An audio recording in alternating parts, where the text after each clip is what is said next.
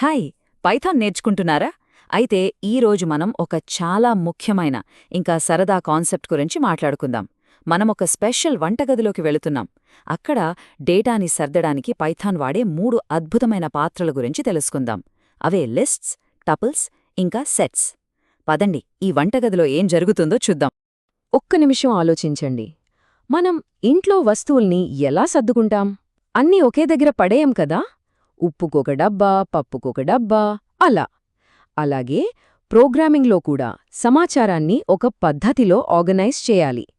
ఒక షెఫ్ తన వంట సామాగ్రిని ఎంత జాగ్రత్తగా సర్దుకుంటాడో, ఒక ప్రోగ్రామర్ కూడా డేటాని అలాగే సర్దాలి. మరి ఆ పాత్రలేంటో చూసేద్దామా? ఓకే, మన జర్నీ ఎలా ఉండబోతోందంటే, ముందుగా మనం సోము వంటగదిలోకి వెళ్తాం. అక్కడ అతని షాపింగ్ సంచి అయిన లిస్టు గురించి, అస్సలు మార్చలేని రెసిపీ అయిన టపుల్ గురించి, ఇంకా డూప్లికేట్స్ లేని ఒక మ్యాజిక్ బౌల్ లాంటి సెట్ గురించి నేర్చుకుంటాం. చివరిగా ఏది ఎప్పుడు వాడాలో కూడా క్లియర్గా తెలుసుకుందాం. సరే, వచ్చేయండి. మనం సోము వంటగదిలోకి అడుగుపెట్టేశాం. ఇక్కడ మనం నేర్చుకునేది చాలా సింపుల్. డేటాని వంట సామాగ్రితో పోల్చి చూస్తాం. సోము తన సామాగ్రిని ఎలా సర్దుతాడో మనం గమనిస్తే చాలు. పైథాన్ డేటాని ఎలా హ్యాండిల్ చేస్తుందో చాలా ఈజీగా అర్థమైపోతుంది. ఇక మొదలు పెడదాం. సోము ఎక్కువగా వాడే మొదటి పాత్రను చూద్దాం. అదే లిస్ట్. లిస్ట్ అంటే ఏంటో తెలుసా? అచ్చం మన షాపింగ్ బ్యాగ్ లాంటిది. చాలా ఫ్లెక్సిబుల్. మనం మార్కెట్కి వెళ్ళినప్పుడు బ్యాగ్లో వస్తువుల్ని ఒకదాని తర్వాత ఒకటి వేస్తాం కదా? కావాలంటే మధ్యలో ఇంకొన్ని యాడ్ చేస్తాం, వద్దనుకుంటే కొన్ని తీసేస్తాం. ఒక్కోసారి 2-3 యాపిల్స్ కూడా కొండాం. లిస్ట్ కూడా అచ్చం ఇంతే. ఇదిగో చూడండి, పైథాన్లో లిస్ట్ని ఇలా రాస్తాం. స్క్వేర్ బ్రాకెట్స్ అంటే స్క్వేర్ బ్రాకెట్స్ ఇవి వాడతాం. ఇక్కడ షాపింగ్ లిస్ట్లో యాపిల్స్, బనానాస్, మిల్క్ ఉన్నాయి. ఒక విషయం గమనించారా? యాపిల్స్ 2 సార్లుంది. అదే లిస్ట్ స్పెషాలిటీ. మన షాపింగ్ బ్యాగ్ లాగే డ్యూప్లికేట్స్ని హ్యాపీగా యాక్సెప్ట్ చేస్తుంది. సరే, మన షాపింగ్ బ్యాగ్ పని అయిపోయింది.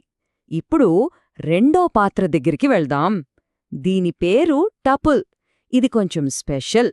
దీన్ని అస్సలు మార్చుకోడని వాటికోసం వాడతారు. టపుల్ని ఒక సీల్ చేసిన మసాలా ప్యాకెట్తో పోల్చుకోవచ్చు. ఒక్కసారి దాన్ని సీల్ చేశాక లోపలున్న వాటిని లేదా వాటి ఆర్డర్ని మార్చగలమా? అస్సలు మార్చలేం కదా. టపుల్ కూడా అంతే. పుట్టిన తేదీ లాంటివి. అవి ఎప్పటికీ మారకూడదు. అలాంటి డేటాని భద్రంగా దాచుకోవడానికి టపుల్ పర్ఫెక్ట్. టపుల్ క్రియేట్ చేయడానికి మనం పారెంథెసిస్ అంటే కౌన్సా వాడతాం. ఈ ఉదాహరణలో ఒకరి పుట్టినరోజు వివరాలున్నాయి.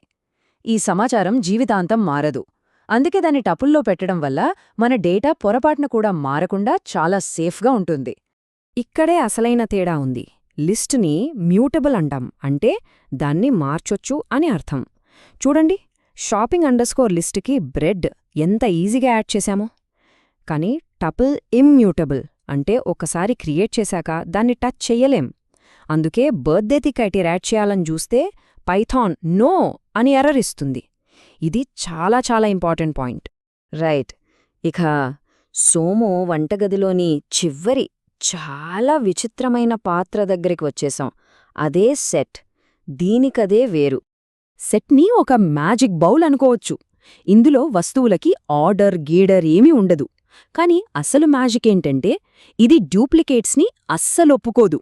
మీరు కావాలని 2 సార్లు ఉప్పు వేసినా అది ఒక్కసారే తీసుకుంటుంది.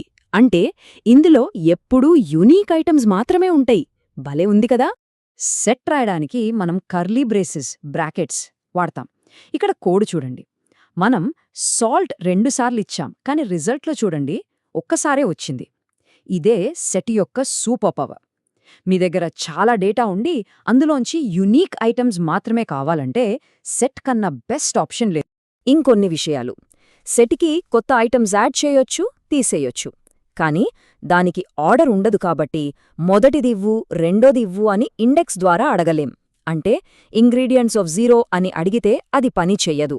ఎందుకంటే దానికి ఏది మొదటిదో ఏది రెండోదో తెలియదు. ఓకే, ఇప్పుడు మన దగ్గర 3 పవర్ఫుల్ పాత్రలున్నాయి. List, tuple, set.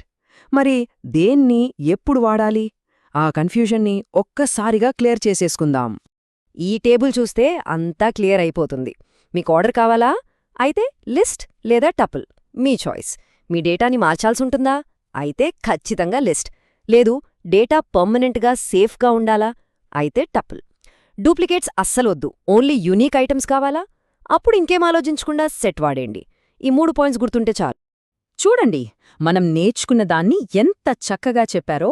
లిస్ట్ ఒక షాపింగ్ లిస్ట్, టపుల్ ఒక వంటల పుస్తకంలోని రెసిపీ, మరియు సెట్ ఒక విభిన్న రుచుల సముదాయం. ఈ ఒక్క వాక్యం గుర్తుపెట్టుకుంటే చాలు, ఈ మూడింటి మధ్య తేడా ఎప్పటికీ మర్చిపోరు. సరే, సోము, వంటగదిలో మన ప్రయాణం పూర్తయింది. మరిప్పుడు చెప్పండి, మీ తర్వాతి ప్రాజెక్ట్లో మీ డేటా కోసం ఈ మూడింటిలో ఏ కంటైనర్ని ఎంచుకుంటారో ఆలోచించండి. ఎందుకంటే సరైన పాత్రను ఎంచుకోవడమే మంచి కోడ్ రాయడంలో మొదటి మెట్టు.